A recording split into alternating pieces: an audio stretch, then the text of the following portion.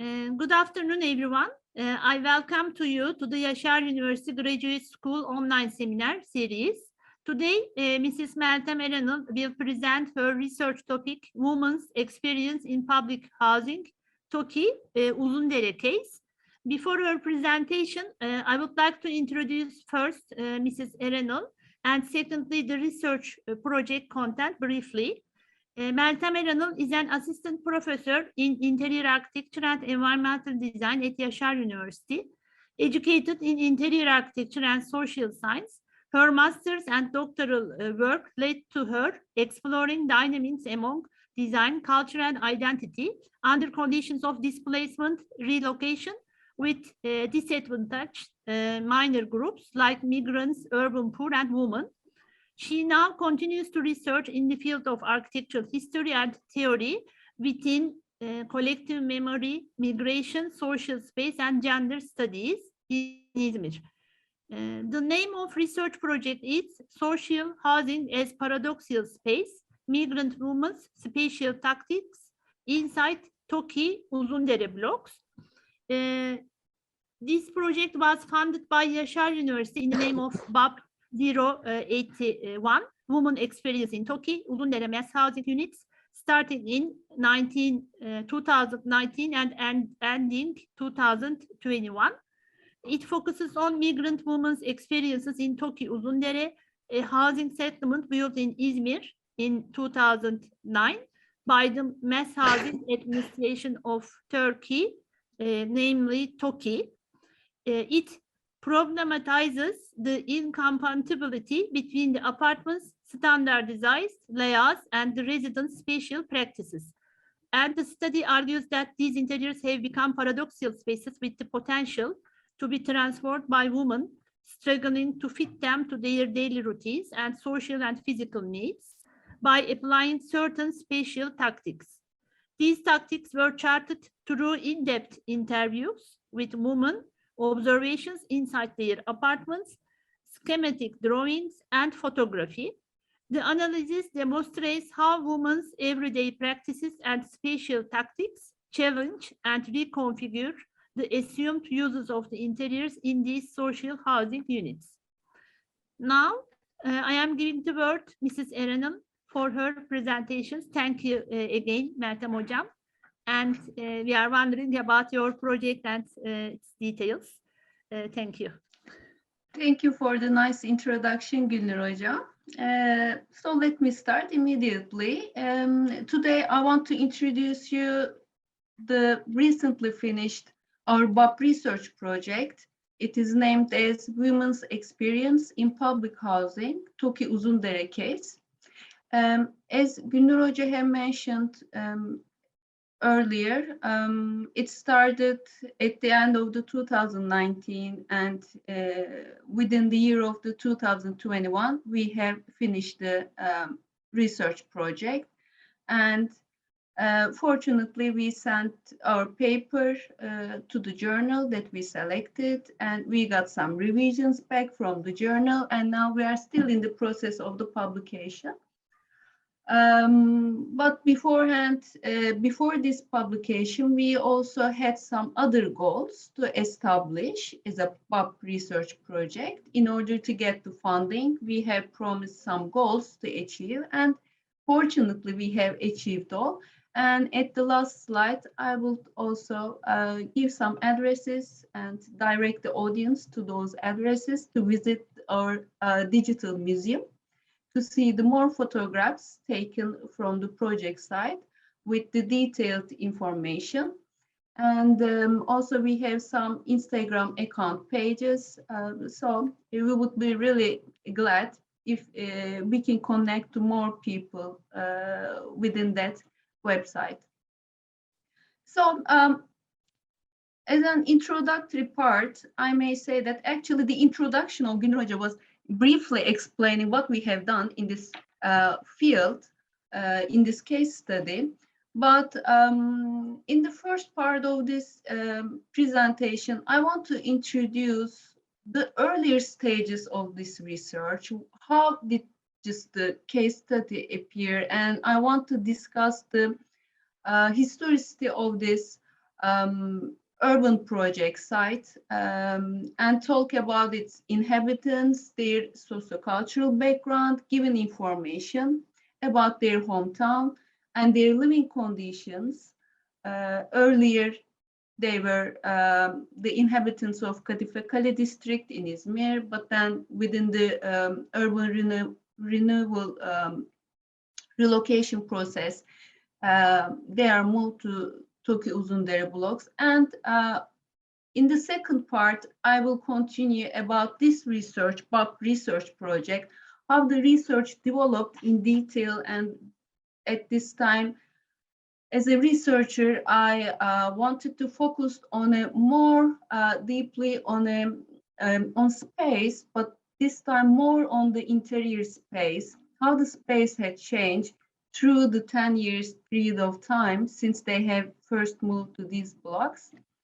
And this time I wonder how the gender studies actually could be examined within this case study, how the women's transformation were seen in the interiors, and analyze those situations and this power hierarchy between the genders, gender roles, those normatives. They are all parts of the discussions. So, but first, let me go back to the very beginning of this research journey. It is actually dated back to my earlier graduation years. I was doing my master's degree at that time. And it was the year of the 2009. It was actually the beginning of the urban renewal project. And I really wondered how the people who had migrated once from Mardin to Kadife Kale, starting with the urban migration, maybe dating back to 70s and the 80s period, then they moved to Kadife Kale, those people. And when they moved to TOKI Uzundere blocks, I wonder how they are going to change and adapt their lives in those long building types. So there were many scales that I actually focused on in the urban conjecture and also in the neighborhood conjecture, and finally the interiors was some part of it. So I can introduce Mardin as an eastern province taking place in Turkey, and Kadife Kale, it's a slum housing area or a ghetto place, we may name it as also. It takes place in the very center of Izmir. And the TOKI mass housing blocks, they are kind of far from the city center. And these people are relocated to those Uzundere lands. They are the promised lands of TOKI, of the authority, as I have mentioned, a little bit far from the city center. So this double migration should have some results in the space at all. It was a very fascinating case for me to discover. And the urban renewal project ended in 2009, relocated, let me change the screen, okay, relocated Kadife Kale inhabitants from their homes to newly constructed apartment blocks in Uzundere. Relocation against their wish and changing living space, and what I had assumed in the beginning of the research, the negative consequences in their daily life routine, were some of the items of my hypothesis in the beginning of this research journey. So TOKI represented by the authority as the perfect solution in socio-spatial aspects for over 10 years. We are going to see. So, but in the earlier stages, I wondered the description of the modern lifestyle, how it is described and given by the authority, by the municipality, and by the TOKI designers, and how it is actually lived with the people living inside. So TOKI was providing promised modern lifestyle by good and beautiful housing. They were their explanation for this urban renewal project. Modern apartments show their residents how to live in or use spaces. But can sociocultural differences survive in the identical spatial arrangements of housing blocks? It was also one of the questions that I want to discover within this research. And the aim of the research was examining these changing spatial conditions, consequences on the social space, Kadife Kale inhabitants' daily life, and their practices. And the research question was created as how urban renewal affects the way inhabitants use to experience their daily life while it changes their culture and memory. The picture is taken from the field from those years. It is showing that a street view, actually. Also, you can see some of the facades of the housing units of those slum houses, but the livid texture of the people, the inhabitants of Kadife Kale, they are really sharing the street, they are communicating with each other. The doors are never locked. They also sometimes sit in front of the doors and talk with each other. So I really like this picture. It's one of the best ones that I like. In the methodology and structure, first, I had many visits to Kadife Kale. The project was more based on the Kadife Kale because at that time, Kadife Kale citizens were not really relocated to TOKI Uzundere, but I had some provisions about the struggles, and with the literature review and the theoretical background, I try to kind of find some evidences to prove the probable, the negative consequences, the probability of those consequences, actually. So I had many visits, mostly to Kadife Kale, and also I had some visits to TOKI, but those times, those interiors were not full with the people. There were some empty spaces. And I conduct interviews with Kadife Kale residents within the field. And also I have selected many official documents, drawing sets to get the design idea about TOKI Uzundere blocks. But all these times, starting with the field study, I also making some research in the literature. So I create my theoretical background in 3 steps, actually. I consider very much Lefebvre's spatial triad and the social space. And secondly, I consider Descartes' tactic versus strategy ideology, and lately Tuan's place versus space were the issues that I discussed within my thesis, graduation thesis, actually. Those are some other pictures that I like. I took all of them. Like the first one, I don't know if you can follow my mouse, but like in the first part, we see the vivid street, like the children playing in the streets. And secondly, the women are using some ground floor homes to make some stuffed mussel. It's a very important issue for their employment, actually, and how they take place in the society. And thirdly, it is the picture taken from the gardens of those houses.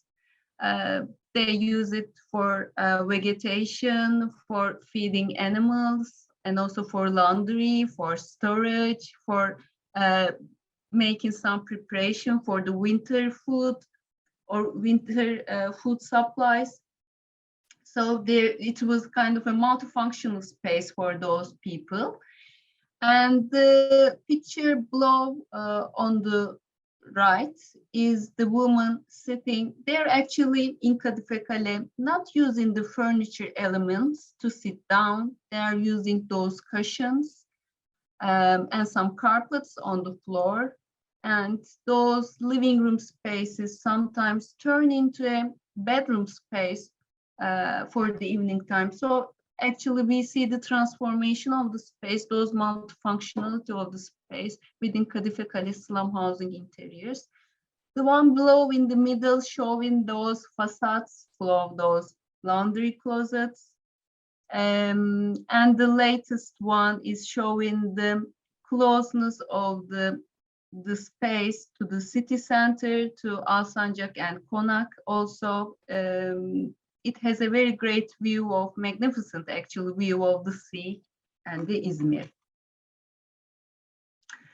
In 2015, we had the publication, me, my advisor, and my co-advisor published the article about this relocation process of Kadife Kale inhabitants to these blocks.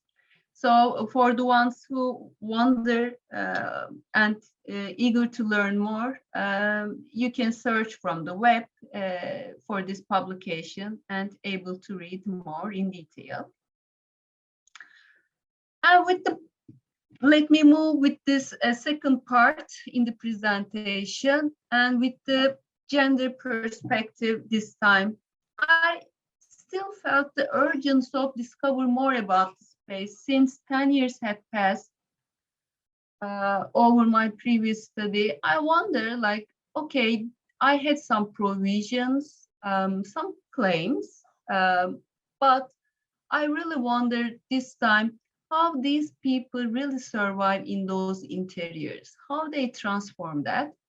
So it was a pleasure to make a research, going and visiting the site, but this time observing the interior spaces with the real people living the spatial conditions. So it was very challenging and very nice experiment for me. And as I have mentioned, this time gender was a huge issue for me to discover. So within the literature that I have read, I found out the description of the paradoxical space from the gender studies, which is very, seemed to me very equivalent with our space in the TOKI Uzundere blocks. So this time, not considering the space with Lefebvre or Descartes or Tuan, but this time I want to analyze the space within the literature of the gender studies. And very briefly, let me talk about the focus of the study. It focuses on development of different forms of gender relations and femininities in a mass housing project, TOKI Uzundere. It aims to analyze current culturally dominant perceptions, stereotypes, and assumptions on women and their spatial tactics in order to adjust the conceived space into a paradoxical space, which is shaped according to their evolving gender roles. Analysis will demonstrate the uniqueness of particular places in mass housing units. Thus, the study grounds on the argument that places and gender are fluid and mutable, that carries thickness of gender and place-based identities, as Bond and Davidson state. So those mutual relations, the space affect the people and the gender roles, but according to gender roles, the users also change and adapt the spaces. So I really wanted to see and observe those changes. This is the outside view, showing the facades of the TOKI blocks. We kind of capture the areas where we sense that the users made a touch and we put the red color in those areas. So the balconies turn into something else. The designers never were kind of thinking the use of the balconies as it is, but during our views and observations, we have witnessed many different kinds of uses, starting with the balconies, the facades, and then moving through the interiors to the building and to the flats, actually. So this is our logo that we created, me and my team. So we use it a lot. It's kind of our showing our identity, project identity. And this was our team. I was the coordinator at that time in the research, and I had two very loving students. They helped me a lot, Zeynep Seymen and İrem Hıdır. And also we had our advisor in this research, and Meltem Eranıl Hoca also. She was always ready and available for any questions that I ask. So I also appreciate for her guidance and help in any time that I want. And for the students, actually, I want to share this slide. I think it is very important in the research project to set the methodology. When you set what you should done in order to conduct a scientific work, then the further steps are taken much more easily. So in this research method, I figured out that what I should have done. First of all, I knew that I need to make the literature review about the issues. So I checked the academic publications in order to create a theoretical framework, which I have mentioned, the paradoxical space and the gender. So I checked the feminist geography and the gender studies. Those are some very important names coming with the space and the gender relationship. But I need to skip, I think, not to read in detail all. And on the second hand, of course, I need to make a very close look to the architectural theory and the discourse, what has said about the space and the user relationship, the social space, strategy and the tactic. And also, on the other hand, I started to check the public housing articles about public housing units in the global sense, and also in Turkey, and also for TOKI, and also for İzmir even. I narrowed down in the time being and focused on those journals. I read a lot. What has been said already, and what am I going to say new in this paper, in this research? And while making this literature review, I come up from some articles that I found. Okay, maybe Home Cultures is a preferable journal for this study. So we focused on that journal. We focused on Home Cultures journal, and we made some readings out of that journal in order to understand the systematic of the manuscript they would like to receive, what kind of parts are taken, the structure of the paper. We try to understand it, and then we started. I actually started writing the paper. And after the first literature review part, it was an ongoing process for some time. And then the documentation should start also. In that case, reports and some archives were analyzed. Personal photo archives was a good source for us. And also institutional publications and reports and the drawing sets. Showing the site plans, floor plans, or the facade images were important. And then the other print, digital media, visuals, and articles in the national newspapers and the other website sources. We checked what is said about TOKI, Uzundere, and we tried to collect those information. But maybe the most crucial part was the fieldwork part. We need to, actually, this is the part where we somehow make the information more concrete with our observation, with our photographs. And also we conduct some drawings. So when we went to the field, what we have done, we made interviews. Those were in-depth interviews. And then we made observations. And while making those observations and listening those interviews, we created some schematic drawings, those handmade drawings. They were very valuable. And also we took the photographs for the winter time and also for the summertime. But also, meanwhile, those fieldwork time, the pandemic appeared, and we need to stop for some time for the interview part. But through the summertime, it was a little bit okay to go and visit the field, and we continue to conduct our field work.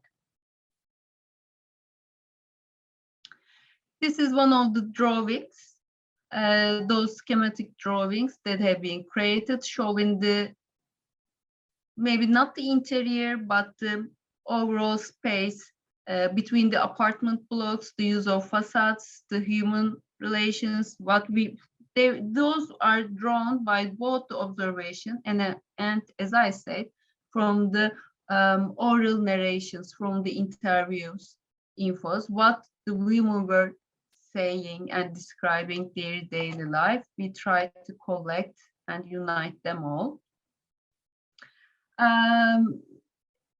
In the analysis, actually in the paper, it had changed a lot, but in overall, I can say that these 4 issues were very important for us: the social interaction, the religious rituals, the physical inefficacies, and the need for a room for women. In that case, after we took some documents from the TOKI, we tried to make our own drawings. First, we started using some digital drawing sets in order to represent what is living actually in daily life routines. And we took some photographs, and in the last also picture, we again see the hand drawing of the use of the space. So as you may see here, the social interaction among the inhabitants and also the families living in TOKI, it is very important. Almost all women were saying that they really live close to each other. They visit to their homes frequently. So those large families occupy the space very much. And when they all come together, they set those floor tables to eat their dinner. And this is a very valuable source showing their cultural background and their daily life habits. And here also the picture is showing actually the TOKI designers live in the kitchen as an open space directly connected to the living room. But in many homes that we have visited, we kind of discovered that they are not really using that much open. In terms of privacy, sometimes, maybe in terms of creating some extra storage spaces, they try to somehow cover that liminal space with other elements. Sometimes it was a table that they used, because from the TOKI drawings, we see that actually there is a sitting dinner table always located in the living room. But then in real life scenarios, what we see is that no, there is no left space to put a table with the 4 or the 6 seat. So they sometimes put a portable table between the kitchen and the living room. And also for privacy, many women claim that when they have a visitor from the opposite sex, if he is not their relative, they feel kind of not that much comfortable in home while doing their home chores, house chores in the kitchen. They just prefer to create their own private zone and cover that surface, that wall actually. So sometimes they even use some extra curtains to get privacy. Yes, here it is also showing the curtain taking place, but also it is very easy to read the physical capacity of the kitchens for the storage that the users, the women, have difficulty to fit in. And also it is very nice to see all those handmade textile products put on the shelves in the cupboards. It is something very traditional also. And what we have discovered is that religious is an important part for those inhabitants started to live in TOKI Uzundere, coming from Kadife Kale. So they have some religious rituals they want to make, but from the interviews, they explained that we hardly find space to pray, even in the house. So this diagram is showing how the space is fully used for many different activities. So I hope that you can follow my mouse again. With the grayish floor part, we see that actually it's a hallway. It's not the interior of the house. It's in front, the space in front of the elevators, but the hallway is surprisingly turning a social meeting point for women during the day, because they very keen on seeing each other or doing some housing chores, preparing some food, or even making some dough with the portable table. And they use that hallway a lot. Even the children are playing in those hallways.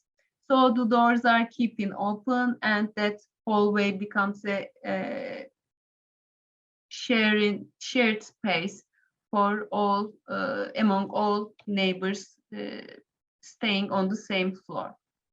But when we enter, they say that they use that hallway in the interior as sometimes for praying, and also sometimes for drying clothes when we move on from the corridor in the hall. And in the living room, as I have explained, they use very much those portable, that floor tables, and sometimes a floor table or a portable table in the kitchen. And the balconies turn into another space that I'm going to explain in the coming slides. So this drawing is very contributing a lot by showing that how women is using the space throughout the day. Okay, so thirdly, what was important, what we have observed from the field, from the interior spaces, that physical inefficacies, which means that the capacity is not allowing those users to keep their stuff. And for that reason, since there are two wet spaces, two bathrooms in the interiors, one is the Alaturk and the other is the Alafranga type, the more modern type, they automatically turned one of them, the smallest one actually, even though they prefer to use the Alaturka one because of the square meter. they sacrificed that space, that bathroom, Alaturka one, and turned that space into a storage area. And also the balconies is very much used for storage. And also the living room, the same kind of condition is appearing also in TOKI Uzundere, still using for the as a living room in the daytime, but turning into a bedroom during the evening. The reason is that the number of the families is not that much counted by the authority, I guess, because of the high population in the family households. Still, they need some space for extra bedrooms, but there are only two bedrooms in the interiors. One of them is for the grand bedroom, probably for the parents, and there is only one bedroom left for the children. And from the interviews, I still remember that one of our interviewee was explaining that since they have 3 children, both girls and boys, the children want to separate their bedrooms. They don't want to stay at the same room. So also those boys need to sleep in the living room actually. And it's not for short time. Just imagine that for years and years, every day, every night, they make their floor beds on the floor. They open it, they use the space, and then in the morning, they again arrange the space and turn it into a living room. This is the picture taken from the also balcony, showing that extra spaces they created for storage. And this picture is taken from that bedroom left for the children, but it is again highly dense used. And for even laundry, this picture is taken from the hallway. In the interior house, sometimes they don't find any space to to dry their clothes, so they use the hallways also for this function. And here the picture is taken from the kitchen, and the door is showing that balcony space. And even the balconies sometimes turn into bedroom spaces because of the high population in the house.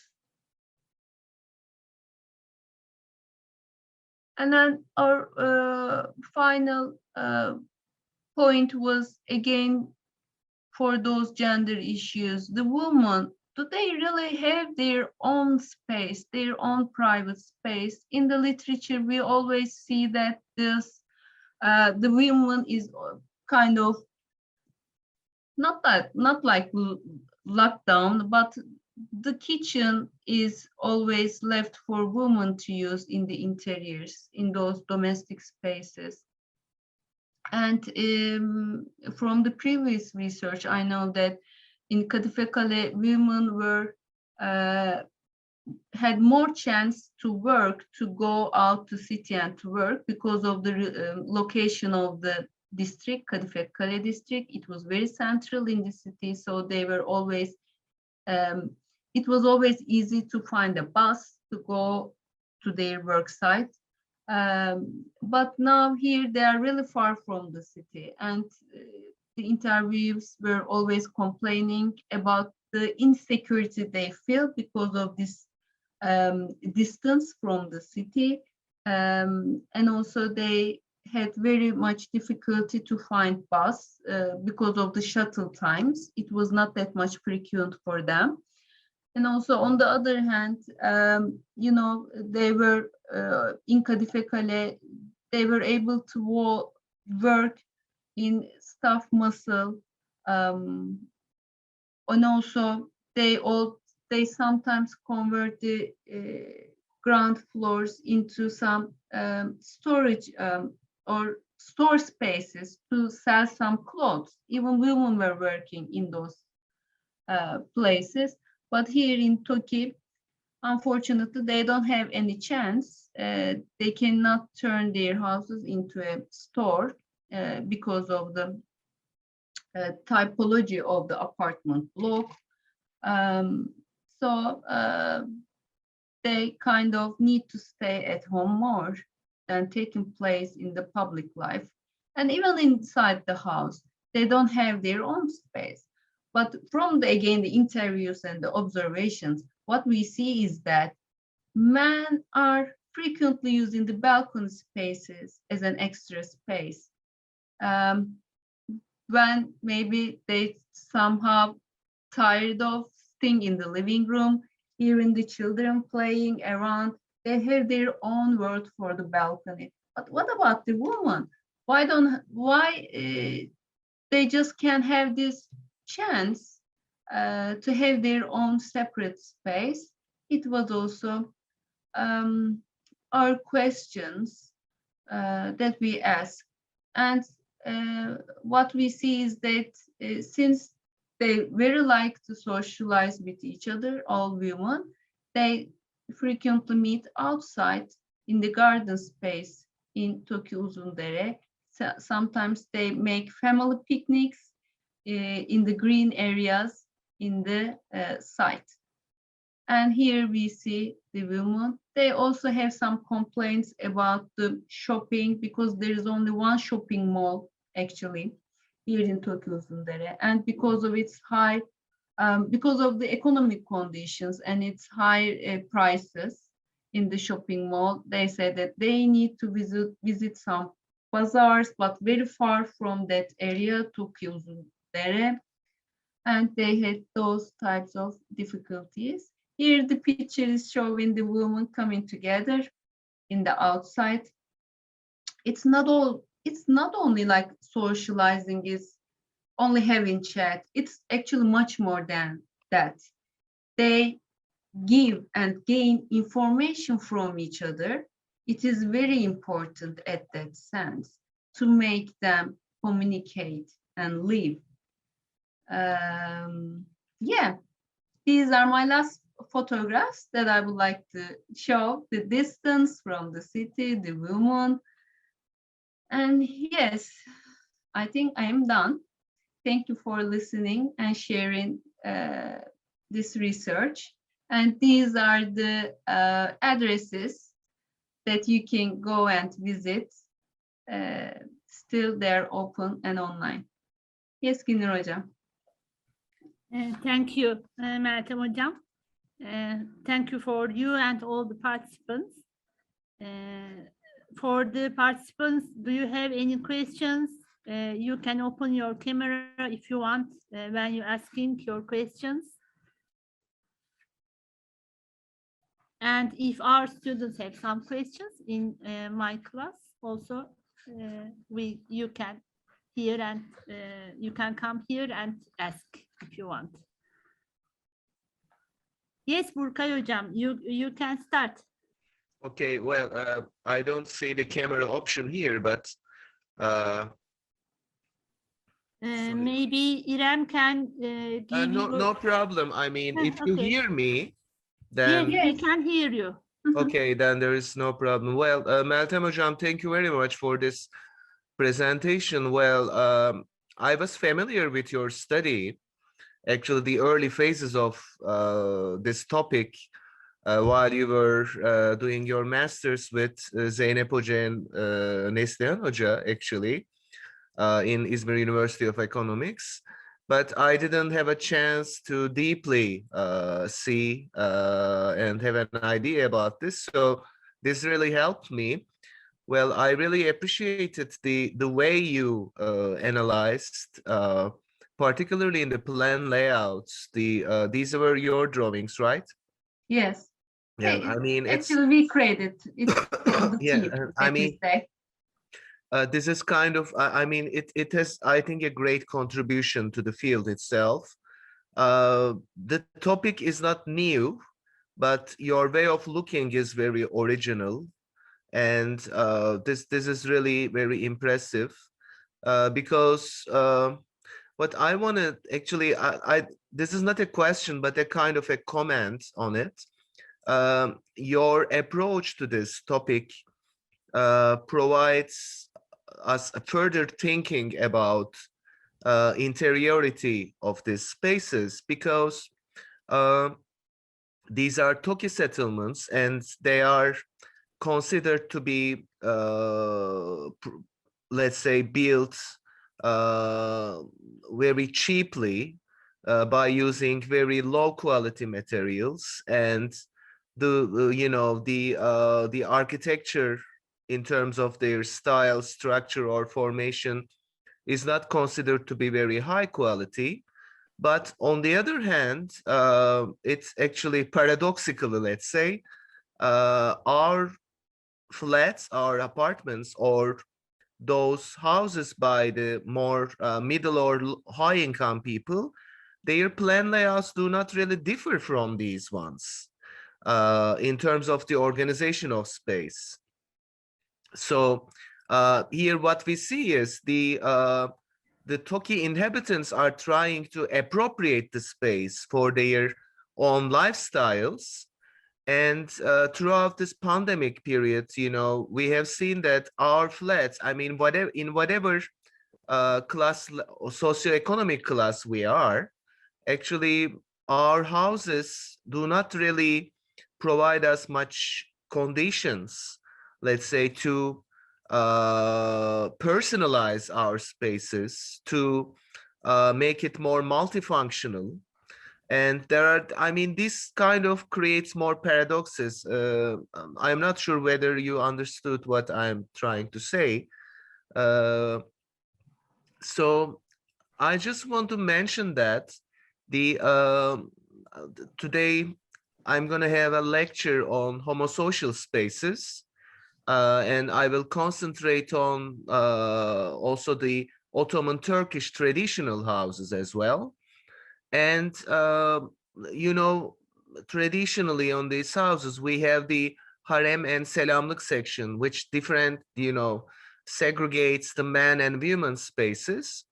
And this, I think, should not be seen as a kind of a discrimination, but it's kind of what I call as a homosociality. This means that the women and men, whenever they want, have their own, let's say, spaces. And this might be valid for all the inhabitants of these houses, like the children, for instance, or the wife or the husband, whenever they want to just be alone, these spaces do not provide much to it. So it's, on one hand, let's say, it's actually an unfortunate result of this modernist approach, which reduces house into a private space, and it segregates itself completely from the urban public space. But the house itself, when you say it private, it doesn't become private, in that sense. So you need to look into each space, each corner, one by one, to see whether it is possible to create different levels of privacies and publicities, right? So I think this brings, your study brings these further questions or remarks to my mind, saying that the spatial organization itself, the standardized or stereotypical plan layout does not really offer much to the inhabitants, but they try to appropriate the spaces to the extent they can. Okay. Otherwise, I think I don't know if in the recent TOKI settlements this is an issue or not, but the way the lifestyles of these inhabitants should be rethought, and the plannings should be done accordingly, I think. So this is what I want to mention. Thank you, Hocam, for your contribution. I absolutely agree with you, and with my now graduate student, she's also making her own research in TOKI Kınık. Since the building typology is a little bit changed, but the interiors do not actually affect it. The rise of the buildings is lowered in that TOKI kınık, yatay şehirleşme, according to that principle. And some materials change, but the facades try to change or look like a more traditional Turkish house style. Even the functions do But this not. is what they call horizontal urbanization. Huh? It's Yeah, just yeah. on the image of the And building. the facades and sometimes some jumbas, some how we can describe that jumba, some closed spaces. Extensions. Yeah, yes, those extended spaces were created, but they're like kind of empty. You cannot even step in those spaces. So only from the facades they kind of appear. So this kind of I they're think the not very way clear. you read the spaces and actually graphically and verbally analyze is very valuable. I think it contributes a lot. Yeah. One more question, Meltem Hocam. These people from Mardin did not directly migrate into these houses, right? They were in Kadife Kale first. Yes, previously. Okay. Did you have a chance to compare their spaces in Kadife Kale, their domestic spaces in Kadife Kale with these ones? Yeah, from the previous study, I actually had chance very much to observe those interiors in Kadife Kale. And while reading these spaces, it kind of helped me a lot because of my pre-knowledge about their spaces that they created in Kadife Kale. You know, they're all vernacular architecture. They create their own homes. And they color it as they desire. They make their own extensions when the families become larger, when their son or daughter get married. They make an extension, then they add it. And sometimes the upper floors appear. They're very similar to what they do in Mardin, actually. Yes, and when they are talking their daily life in Kadife Kale, they were saying that this space, Kadife Kale, is like our small Mardin, küçük Mardin. Yeah. So they have very resemblance between those two spaces. But it is very obvious that this is a different architecture that they are forced to live, a different typology this time. There are some actual positive parts also. They saying that with the heating system, they think living in the apartment blocks is much more comfortable for them. This is a good point. But for it's the also social life, expensive, they're right? always complaining. Sorry? It's also expensive, right? Yeah, also they, yes, they also complain about those expenses. They still pay each month for these houses. Even the municipality said that, okay, you need to move there. Actually, you need to get out of your house from the, in Kadife Kale. So they have one chance if they need to find a place to live actually in those years, and some of them prefer to live in TOKI, but they automatically become in charge of paying the other the payment for that flat in TOKI. So over 10 years they are still paying each month, and they were really complaining about those high prices that they pay. Thank you, but I'm looking forward to reading your article as well. Thank you. Hopefully it will be published. Okay. We all hope that. Also, Hocam, we have one digital report that we prepared as a guidance for TOKI in order to create those interiors. What should they really care for? And what are our alternatives? Since we were all interior architects in the team, Meltem Hoca is also, she's an also architect, but we create those alternative spatial solutions, and we create that digital report. Also, maybe one day I can share with you and you can have a look. Did they consider them seriously in new designs? Actually, we're still in the process. We didn't send the document yet, so we don't know how do they going to react. For this time of being I was very much concentrated in the publication of the paper, but I think in the following steps, yes, we once more try to communicate with the some authority from TOKI side or from the municipality and show what we have done, and maybe they can use it. Yeah. We hope that. If you further analyze, Meltem Hocam, this plan layouts, you will see some small versions of sofas that they create. I mean, you know, in typical Turkish houses, we have sofas and multifunctional rooms surrounding them. Here, unfortunately, there is a corridor, you know, which is not very, let's say, appropriate for our culture, but it's kind of the way they live. They are trying to find some solutions, you know, to make it more livable. Anyway. The TOKI is working on Yeah. that. Well, for instance, this plan that I am looking, it's very nice to look each corner. You know, you have even drawn the shoes at the entrance. Well, I Yeah. mean, you know, in Turkish houses, there is this sofa idea when it's a kind of meeting space for Based all in the center, yeah. in the center, and it's surrounded with multifunctional spaces so that each member of the family can have their own private space whenever they want, or whenever they want to share or socialize, they can use the sofa as well. So I see in each room little sofas, you know, kind of, it's interesting to see that. Yes.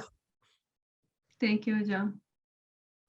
The problem is that sharing is good. They like to share and socialize, but in the gender hierarchy, the woman is suffering a lot because of not having their own private space. It was also one issue that While we dealing with discussed. housework, or Yeah, not having their own space during the day.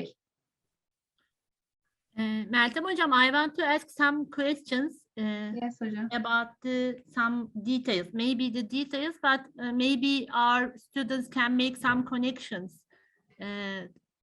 for related with these questions. One of them is all the TOKI blocks in that area is the same plan layout, or is there any different type of There is one another having 3 bedrooms, but the Kadifakale residents did not move to those flats. So the other urbaners, the other people living in the city, rented those flats. And your research covers only this type of houses with 2 bedrooms. With 2 bedrooms, yeah. And belongs to Kadifakale Yes. migrants. We said, of course, there are other people maybe rented or bought the house with the 2 bedroom ones, but we selected the users from the Kadifakale. And From the Kadifakale. how many houses that you go into and analyze or make 25. interview with the women? How many? 25 household women. We made the interview and we visited. And those plan types or these interior layout, maybe you made all made these for each house types is different from each other, the usage? It's kind of the combination of all. Yes, for example, here in this part, in the living room, if you can see, there is a kind of bed that is used for a kind of, there is a patient household living in the house. So they slightly differ from each other, but in overall use of spaces, there are some commonalities and we point out those issues. And also I am wondering about the number of the family members within these 25 flats. How many people is living? At least 4. There were 4. Maximum? Now I don't remember, but they were more crowded ones. Because it is so important to be able to evaluate the usage of these kind of. And what they were also giving information is not only the households, but sometimes they have some visitors coming from their hometown frequently, and they need also extra space to make or turn into a bedroom for those people.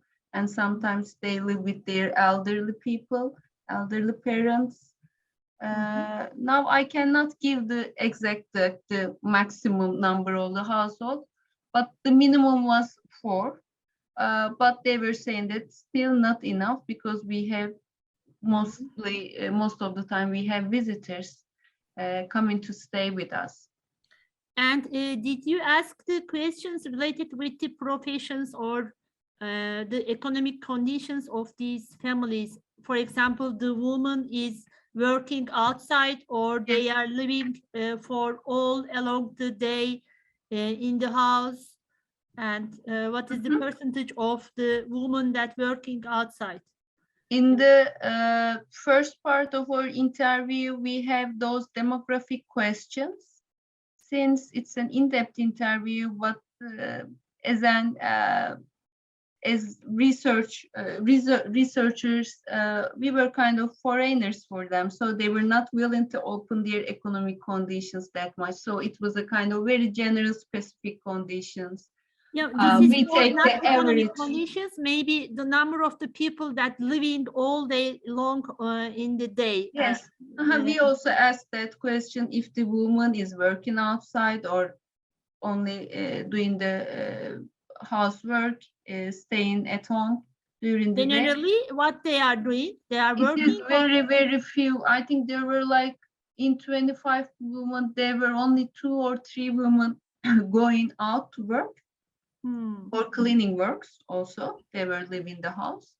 And in some days of the week, they were not like fully occupied each day, because they were, one of them was also saying that if my neighbors see me leaving the house, they were even talking about, oh, where is she living? Where is she going? Socially also, I think it was not very much appreciated for women to go and work outside. But in Kadife Kale, they had one chance, not like they were living their houses, but they were just turning their ground floor into a store space. And while being there, existing there, they were also had some chance to do something as a, not like working, but getting some money. In the economic terms, they were contributing to their families also in that sense. But here, they always complain about that difficulty. Even they want, since it is very far from the city, they just don't do it. They don't go and work. Is there any tradition like typical Turkish families have separate room for visitors, and then keeping this room as a living room and living all the family or daily life in another room as an oturma odası? Is there any this kind of habit here, keeping one place for the visitors and living? No, unfortunately. Unfortunately, in daily life, they have no left space that they reserve for the visitor. But for the living room space, when their visitors comes, they open those bunk beds on the floor, and they host their visitors there. And in the also hall in the interior, during the religious ceremonies like Mevlüt, when they have that much of visitors coming in the house, they turn the hallway into a meeting place.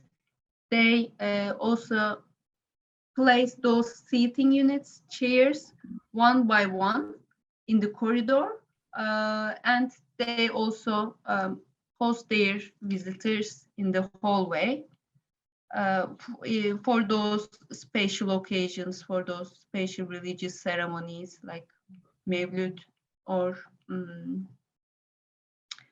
for grievings after someone died in the house.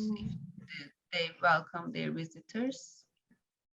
Yeah, for those of times. And other than that, yes, they don't have other chances for the visitors.